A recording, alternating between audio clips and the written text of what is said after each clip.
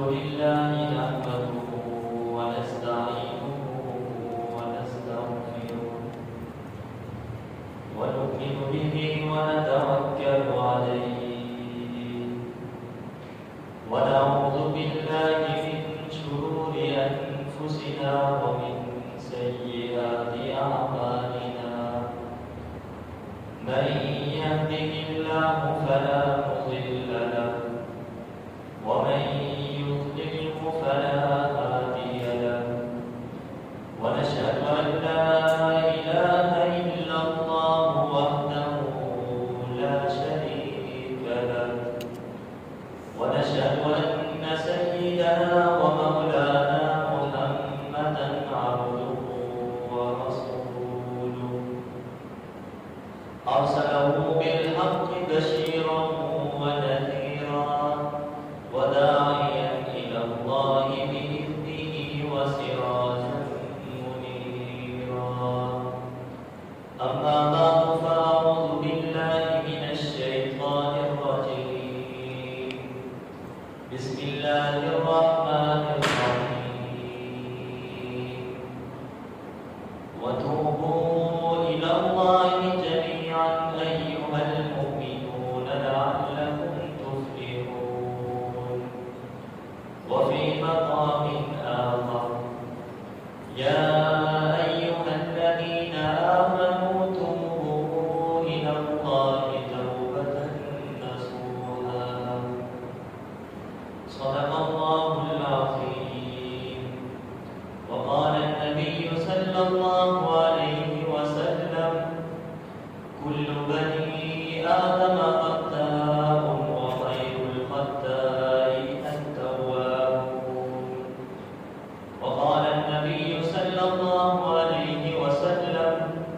التائب من الذنب كمن لا ذنب له أو كما قال عليه الصلاة والسلام سب سچے عقیدت اور محبت کے ساتھ پڑھیں اللهم صل على محمد وعلى آل محمد كما صليت على إبراهيم وعلى آل إبراهيم إنك حميد مجيد اللهم بارك على محمد وعلى آل محمد كما باركت على إبراهيم وعلى آل إبراهيم إنك حميد مجيد انتہائی واجب الاحترام بھائیوں دوستوں اور بزرگوں، آج میں آپ حضرات کے سامنے شب برات اور توبہ کی اہمیت کے موضوع پر گفتگو کروں گا۔ دعا ہے کہ اللہ رب العزت مجھے حق سچ بات کرنے کی توفیق عطا فرمائے اور آپ حضرات کو سن سمجھ کر اور اس پر عمل کرنے کی توفیق عطا فرمائے۔ واجب الاحترام، اللہ تبارک و تعالیٰ کا بہت بڑا شکر ہے کہ اللہ تبارک و تعالیٰ نے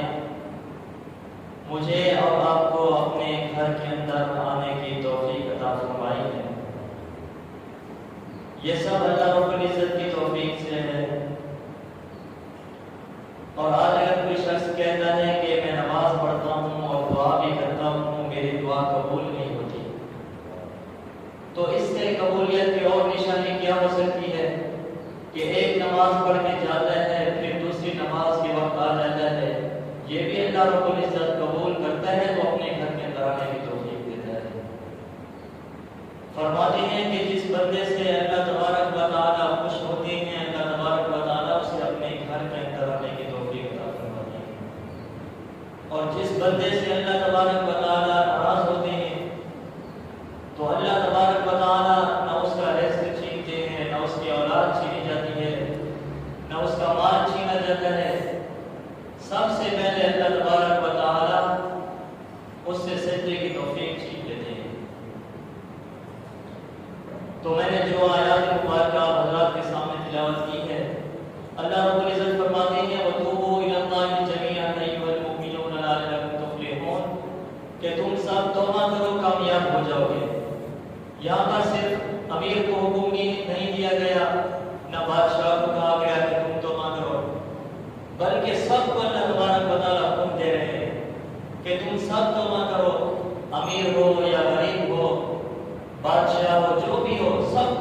دیا کہ تم سب توبہ کرو تو کامیاب ہو جاؤ گے۔ اور انسان تو بڑا کمزور ہے کہ شیطان انسان پر حملہ کر جاتا ہے، انسان سے گناہ ہو جاتے ہیں، تو پھر انسان کیا کرے؟ آگے اللہ تبارک و تعالیٰ خود فرما رہے ہیں کہ لا تقنطوا من رحمت اللہ، اے میرے بندے میری رحمت سے نا امید مت ہونا۔ اللہ تبارک و تعالیٰ خود فرماتے ہیں کہ ان رحمتی غلبت علی غضبی، اے میرے بندے میری رحمت اور میری شفقت میرے غضب اور میرے غصے پر غالب ہے۔ اللہ تبارک و تعالیٰ خود فرماتے ہیں کہ یا ایھا الذین آمنوا توبوا الی اللہ توبۃ نصوحا، اے میرے بندے تم توبہ کرو، پکی توبہ کرو، فإنہ کان للأوابین غفورا، میں تمہارے سارے گناہوں کو بخشنے والا ہوں۔ صرف تم توبہ تو کرو، ہمیں توبہ کی ضرورت ہے۔ ہم توبہ کریں، صرف زبان سے ایک الفاظ نکالے یا اللہ میری توبہ، پھر دیکھنا اللہ تبارک و تعالیٰ کیسے توبہ قبول کرتا ہے۔ صرف ہمارے کہنے کی دیر ہے اور رب کے معاف کرنے میں کوئی دیر نہیں ہے۔ بنی اسرائیل کے اندر ایک شخص رہتا تھا، 20 سال وہ رب کی عبادت کرتا رہا، پھر 20 سال کے بعد شیطان نے اس کو گمراہ کر دیا، وہ اس کے بعد شراب پینے لگا، زنا کرنے لگا، جو غلط کام تھے وہ سب کرتا رہا۔ 20 سال لگاتار پھر وہ رب کی نافرمانی کرتا رہا۔ پھر 20 سال کے بعد اس نے آئینے میں اپنا چہرہ دیکھا تو داڑھی کے اندر اس کو سفیدی نظر آئی، اسے شرمندگی محسوس ہوئی، اسے یہ اچھا نہ لگا۔ پھر وہ گھر سے باہر نکلا، جب گھر سے باہر نکلا تو بستی والوں نے دیکھا، بستی والوں نے تانے دینے شروع کر دیے۔ کسی نے کہا دیکھو یہ زانی جا رہا ہے، کسی نے کہا دیکھو یہ شرابی جا رہا ہے، کسی نے کہا دیکھو یہ رب کا نافرمان جا رہا ہے۔ اس نے جب لوگوں کے تانے سنے تو اسے شرمندگی محسوس ہوئی، وہ اپنا گھر چھوڑ کر، اپنا علاقہ چھوڑ کر جنگل میں چلا گیا۔ جب جنگل میں گیا تو وہ اکیلا تھا، وہاں پر اسے بھوک لگی، اسے پیاس لگی، پھر اس نے ہاتھ اٹھائے اور کہنے لگا کہ اے مالک میں بہت بڑا گناہ گار ہوں، میں سیاہ کار ہوں، خطا کار ہوں، اے مالک مجھے لوگوں نے تانے دیے، کسی نے مجھے زانی کہا، کسی نے مجھے شرابی کہا، کسی نے مجھے کیا کہا، کسی نے کہا دیکھو رب کا نافرمان جا رہا ہے، اے مالک میں بندہ تو تیرا ہوں، اے مالک آج مجھے معاف کر دے، اے مالک میں تجھ سے معافی مانگ رہا ہوں، اے مالک اگر مجھے معاف کرنے میں تیری رحمت کے خزانے میں کمی آ سکتی ہے تو پھر مجھے معاف نہ کرنا، اگر مجھے معاف کرنے میں تیری رحمت کے خزانے میں کمی نہیں آتی تو پھر مجھے معاف کر دے۔ جب اس نے یہ الفاظ کہے تو غیب سے آواز آئی، اے میرا بندہ آج جو تو نے یہ الفاظ کہے ہیں، یہ الفاظ تیرے مجھے اتنا پسند آئے ہیں، اے میرا بندہ جا میں نے تیرے سارے گناہوں کو معاف کروا دیے۔ تو دیکھیے جتنا بھی بڑا گناہ ہو جائے صرف رب سے معافی مانگے۔ حضور صلی اللہ علیہ وسلم نے فرمایا کہ کل بنی آدم خطاء وخیر الخطائین التوابون، کہ ہر آدمی گناہ گار ہے، ہر آدمی سے گناہ ہو جاتے ہیں، لیکن بہترین وہ ہے جو گناہ کرنے کے بعد فوراً توبہ کر لے۔ اور ارشاد فرمایا کہ التائب من الذنب کمن لا ذنب لہ، فرمایا کہ گناہوں سے توبہ کرنے والا ایسا ہے جیسے اس نے گناہ کیے ہی نہیں۔ ایک شخص حضور صلی اللہ علیہ وسلم کی محفل میں حاضر ہوا، روتا ہوا آیا تو حضور صلی اللہ علیہ وسلم نے پوچھا کہ اے نوجوان کیا ہوا ہے تو اتنا رو رہا ہے؟ تو اس شخص نے کہا یا رسول اللہ مجھ سے بہت بڑا گناہ ہو چکا ہے۔ تو رسول اللہ صلی اللہ علیہ وسلم نے فرمایا کہ بتاؤ تو صحیح کیا گناہ ہو چکا ہے تم سے اتنا رو رہے ہو؟ تو اس شخص نے کہا یا رسول اللہ بہت بڑا گناہ ہو چکا ہے۔ پھر رسول اللہ صلی اللہ علیہ وسلم نے فرمایا کیا تیرا گناہ زمین سے بھی بڑا ہے؟ تو اس شخص نے کہا یا رسول اللہ میرا گناہ زمین سے بھی بڑا ہے۔ پھر رسول اللہ صلی اللہ علیہ وسلم نے پوچھا کہ تیرا گناہ آسمان سے بھی بڑا ہے؟ تو اس شخص نے کہا یا رسول اللہ میرا گناہ آسمان سے بھی بڑا ہے۔ پھر رسول اللہ صلی اللہ علیہ وسلم نے کہا کہ تیرا گناہ اللہ کی کرسی سے بھی بڑا ہے؟ تو اس شخص نے کہا یا رسول اللہ میرا گناہ اللہ کی کرسی سے بھی بڑا ہے۔ تو پھر رسول اللہ صلی اللہ علیہ وسلم نے اس سے پوچھا کہ تیرا گناہ اللہ سے بھی بڑا ہے؟ تو اس شخص نے کہا یا رسول اللہ میرا گناہ اللہ سے بڑا نہیں ہے۔ تو پھر رسول اللہ صلی اللہ علیہ وسلم نے کہا کہ بتاؤ کیا گناہ ہو چکا ہے؟ تو تو اس شخص نے کہا یا رسول اللہ میں کفن چور تھا، کل رات انصار اپنی لڑکی کو دفن کر کے گئے تو میں کفن چرانے کے لیے قبرستان میں پہنچا، جب قبرستان میں پہنچا میں نے اس قبر کو کھودی، جب قبر میں نے کھودی تو اندر دیکھا ایک خوبصورت لڑکی تھی، میں نے اس کے ساتھ بدکاری کی ہے، جب میں بدکاری کر کے واپس آ رہا تھا تو وہ عورت اٹھی، اس نے کہا کہ اے نوجوان سن، تو نے آج مجھے ان مردوں کے سامنے رسوا کیا ہے، کل قیامت کے دن میں رب سے رب کو کہوں گی کہ مجھے اس سے اس کا بدلہ لے کر دو، مجھے اس نے سب مردوں کے سامنے رسوا کیا تھا۔ اس عورت نے کہا کہ اے نوجوان قیامت کے دن میرا ہاتھ ہوگا اور تیرا گریبان ہوگا۔ تو رسول اللہ صلی اللہ علیہ وسلم نے جب یہ بات سنی تو رسول اللہ صلی اللہ علیہ وسلم کے آنکھوں سے آنسو آ گئے۔ رسول اللہ صلی اللہ علیہ وسلم نے فرمایا کہ یہ معاملہ بہت بڑا مشکل ہے، یہ تیرا اور اس لڑکی کا معاملہ ہے، جب تک وہ معاف نہیں کرے گی اس وقت اللہ بھی معاف نہیں کرے گا۔ پھر وہ روتا ہوا واپس چلا گیا تو تھوڑی دیر کے بعد حضرت جبرائیل علیہ السلام آئے اور آ کر عرض کرنے لگے کہ یا رسول اللہ یہ شخص جو آپ کی محفل میں روتا ہوا آیا تھا، رب کو اس کا رونا اتنا پسند آیا، رب نے اس کے سارے گناہ معاف کر دیے ہیں۔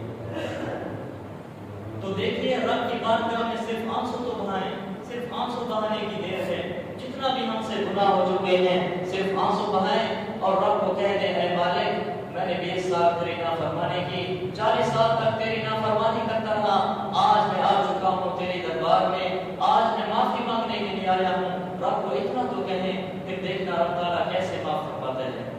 حضرت تھانوی رحمۃ اللہ علیہ فرماتے ہیں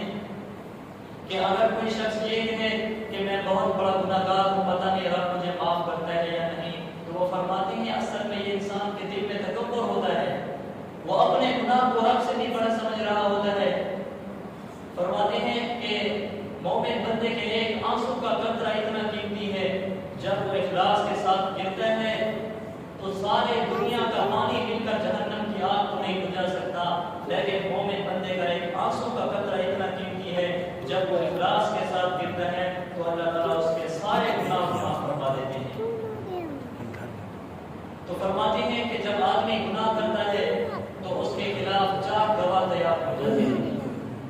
ان 4 گواہوں کا ذکر اللہ تعالیٰ نے قرآن مجید میں بھی کیا ہے۔ جب آدمی گناہ کرتا ہے تو پہلا گواہ جو اس کے ساتھ تیار ہوتا ہے اس کا ذکر بھی آپ نے قرآن کے ساتھ فرمایا کہ یوم الدین تحدث اخبارہا، کہ قیامت کے دن وہ زمین بھی گواہی دے گی جس پر آدمی نے زنا کیا ہوگا، قیامت کے دن وہ زمین بولے گی کہ فلاں آدمی نے مجھ پر یہ گناہ کیا تھا، فلاں آدمی نے یہ گناہ کیا تھا، اور دوسرا گواہ جو اس کے ساتھ تیار ہو جاتا ہے وہ یہ ہر ایک روز قیامت کے دن گواہی دے گا۔ اس کا بھی ذکر رب نے قرآن مجید میں فرمایا کہ الیوم نختم علی افواہہم وتکلمنا ایدیہم وتشہد ارجلہم بما کانوا یکسبون، یہ ہر ایک روز بھی قیامت کے دن گواہی دے گا کہ یا اللہ اس نے میرے ساتھ یہ کیا تھا، اس نے میرے ساتھ یہ کیا تھا۔ اور تیسرا گواہ جو اس کے ساتھ ہو جاتا ہے وہ تیسرا گواہ کرامن کاتبین ہے، یہ فرشتے جو نام اعمال لکھتے ہیں، قیامت کے دن یہ بھی گواہی دیں گے کہ یا اللہ اس نے یہ گناہ کیا تھا، اس نے یہ گناہ کیا تھا۔ اور چوتھا گواہ جو اس کے ساتھ تیار ہو جاتا ہے وہ یہ صحف و نشرت، یہ نام اعمال بھی قیامت کے دن جب پیش ہوگا، آدمی اپنے نام اعمال دیکھے گا تو وہ کہے گا یا ویلتنا ما لهذا الكتاب لا يغادر صغيرة ولا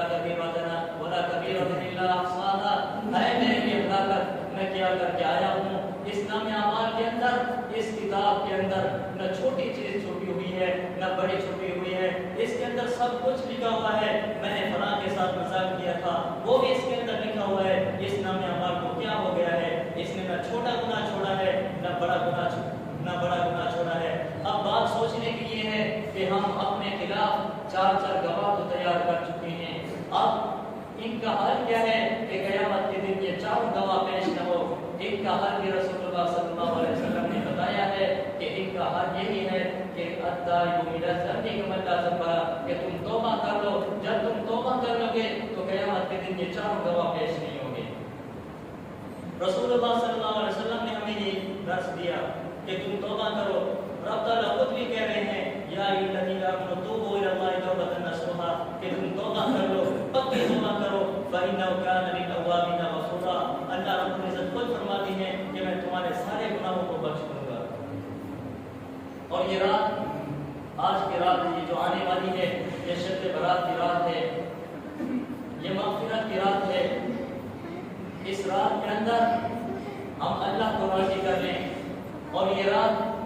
پٹاخوں کی رات نہیں ہے،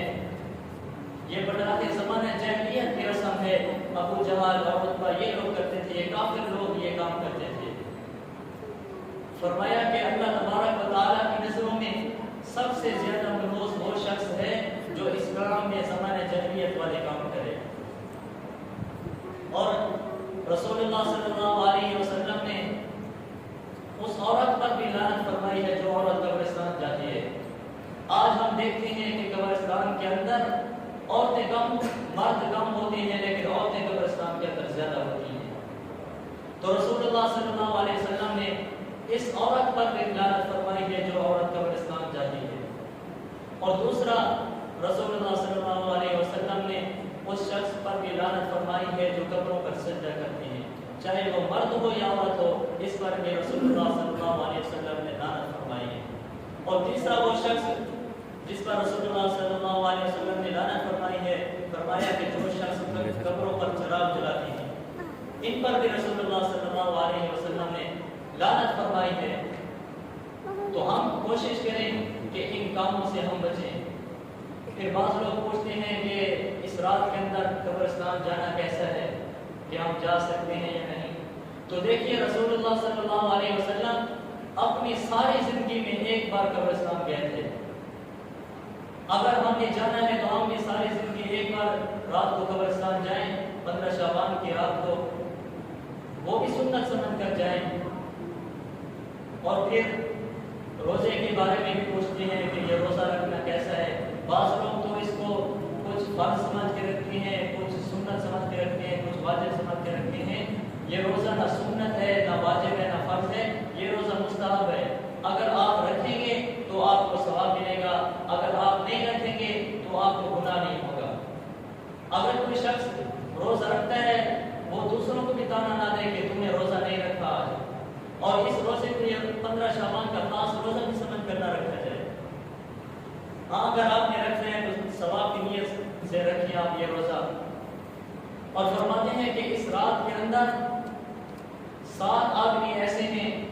جن کی اللہ تبارک و تعالیٰ بخشش نہیں کرتے۔ ان میں سے پہلا شخص وہ ہے جو حسد کرتا ہے، اللہ تبارک و تعالیٰ اس کی بھی اس رات کے اندر بخشش نہیں کرتے۔ حسد کہتے کس کو ہے؟ حسد وہ ہے کہ جب کسی کے پاس کوئی نعمت ہو، آپ دیکھیں تو آپ کہیں یہ نعمت اس کو نہ ملتی، یہ نعمت مجھے مل جاتی، تو اس کو حسد کہتے ہیں۔ اور فرماتے ہیں کہ حسد نیکیوں کو یہ ایسے کھا جاتا ہے جیسے آگ سوکھی لکڑی کو کھا جاتی ہے۔ تو ہم کوشش کریں اس سے ہم بچیں۔ اور دوسرا فرمایا کہ مشرک کی بھی اس رات کے اندر بخشش نہیں ہوتی۔ جو اللہ کے علاوہ کسی کو عالم الغیب سمجھے، اللہ کے علاوہ کسی کو حاجت روا سمجھے، اس کی بھی اس رات کے اندر بخشش نہیں ہوتی۔ رب تعالیٰ نے خود قرآن مجید میں فرمایا کہ انما المشرکون نجس، یہ مشرک لوگ جو ہیں یہ پلید لوگ ہیں۔ اور فرمایا کہ ان الشرک لظلم عظیم، یہ شرک بہت بڑا ظلم ہے۔ اور جگہ میں فرمایا کہ ان اللہ لا یغفر ان یشرک بہ ویغفر ما دون ذلک لمن یشاء، اللہ تبارک و تعالیٰ خود فرماتے ہیں کہ آدمی کے میں تمام گناہوں کو معاف کر دوں گا، مگر جو شخص شرک کرتا ہے یہ گناہ میں اس کا معاف نہیں کروں گا۔ اور جگہ فرمایا وَمَن يُشْرِكْ بِاللَّهِ فَقَدْ حَرَّمَ اللَّهُ عَلَيْهِ الْجَنَّةَ وَمَأْوَاهُ النَّارُ، اللہ تبارک و تعالیٰ خود فرما رہے ہیں کہ مشرک پر میں نے جنت کو حرام کر دیا ہے، اس کا ہمیشہ ہمیشہ ٹھکانہ جہنم ہے۔ اور حضور صلی اللہ علیہ وسلم نے خود فرمایا ہے کہ قیامت کے دن میں اس شخص کی سفارش کروں گا جو شخص اللہ کے ساتھ کسی کو شریک نہیں کرتا ہوگا، اور اس شخص کی میں سفارش نہیں کروں گا جو شخص اللہ کے ساتھ کسی کو عالم الغیب سمجھتا ہو، کسی کو حاجت روا سمجھتا ہو۔ اللہ کے محبوب نے فرمایا کہ قیامت کے دن میں اس کی سفارش نہیں کروں گا۔ اور اس رات کے اندر بدعتی کی بخشش نہیں ہوتی۔ جو شخص بدعت والے کام کرتا ہے کہ شریعت کے اندر جس کام سے منع کیا گیا ہے وہ کام کرتا ہے، تو اس کی بھی اس رات کے اندر بخشش نہیں ہوگی۔ اور اس شخص کی بھی بخشش اس رات کے اندر نہیں ہوتی جو شراب کا عادی ہو، شراب پیتا ہو، اس آدمی اندر بخشش نہیں ہوتی۔ شرط یہ ہے کہ وہ پہلے توبہ کر لے، اور اس شخص کی بھی اس رات کے اندر بخشش نہیں ہوتی جو رشتہ داروں کے ساتھ قطع رحمی کرتا ہے، رشتہ داروں کے ساتھ بولتا نہیں، اس کی بھی اس رات کے اندر بخشش نہیں ہوتی۔ اور فرمایا کہ والدین کا جو نافرمان ہے اس شخص کی بھی اس رات کے اندر بخشش نہیں ہوتی۔ فرماتے ہیں کہ جس آدمی سے والدین ناراض ہوتے ہیں اس سے اللہ تعالیٰ بھی ناراض ہوتا ہے، جس شخص کے والدین راضی ہو اس سے تو اس سے اللہ تعالیٰ بھی راضی ہوتا ہے۔ رسول اللہ صلی اللہ علیہ وسلم نے فرمایا کہ ہما جنت کا بنا ہوگا، کہ والدین یا تو انسان والدین کے سبب جنت کے اندر پہنچ جاتا ہے یا تو وہ جہنم کے اندر پہنچ جاتا ہے۔ اگر انسان والدین کی خدمت کرتا ہے تو جنت کے اندر پہنچ جاتا ہے، اگر والدین کو ناراض کرتا ہے تو وہ سیدھا جہنم میں جائے گا۔ آج یہ اکثر لکھا ہوا ہوتا ہے دکانوں پر کہ ماما ٹھنڈیا چھاواں، یہ جملہ دکانوں پر لکھنے سے کچھ نہیں ہوگا۔ اس جملے کو جب ہم اپنے دل کے اندر نہیں لکھیں گے اس وقت تک ہمارے کچھ نہیں بنے گا۔ اسی طرح تو ہر آدمی لکھ لیتا ہے، اس جملے کو اپنے دل کے اندر لکھ لو کہ دیکھنا یہ جملہ تمہیں دنیا کے اندر بھی کام آئے گا اور آخرت کے اندر یہ جملہ فرشتوں کے سامنے بھی کام آئے گا۔ اس لیے جن کے والدین زندہ ہیں وہ ان کو راضی کر لے، وگرنہ اس رات کے اندر یہ جو برکت والی رات ہے اس رات کے اندر اس آدمی کی بھی بخشش نہیں ہوتی۔ اور فرمایا کہ اس رات کے اندر اس شخص کی بھی بخشش نہیں ہوتی جو شخص اپنی شلوار کو ٹخنوں کے نیچے رکھتا ہے، اس آدمی کی بھی اس رات کے اندر بخشش نہیں ہوتی۔ اور آج کل نوجوان جو اس میں زیادہ مبتلا ہیں وہ فخر سے اور تکبر سے اپنی شلوار کو ٹخنوں کے نیچے رکھتے ہیں، تو ان آدمیوں کی بھی اس رات کے اندر بخشش نہیں ہوتی جو شلوار ہو یا چادر ہو اس کو اپنے ٹخنوں سے نیچے رکھتا ہو۔ تو ہم کوشش کریں کہ آج ہمارے پاس وقت ہے، ہم توبہ کر لیں، یہ رات آ رہی ہے، ہم رب سے معافی مانگ لیں۔ شیطان تو انسان کا دشمن ہے، اس نے تو ہمارے باپ دادا کو بھی جنت سے نکالا تھا۔ جب شیطان کو اللہ تعالیٰ نے ذلیل اور رسوا کر کے نکالا تھا تو اس وقت شیطان نے اللہ تعالیٰ سے کہا تھا کہ اے ملک مجھے مہلت دے دے، تو اللہ تبارک و تعالیٰ نے فرمایا کہ جا تجھے قیامت تک مہلت ہے۔ تو شیطان نے اس وقت کہا تھا کہ اے ملک مجھے تیری عزت کی قسم میں ہر آدمی کو اس وقت تک گمراہ کرتا رہوں گا جب تک اس کے جسم کے اندر جان رہے گی، اس وقت تک میں اس کو گمراہ کرتا رہوں گا۔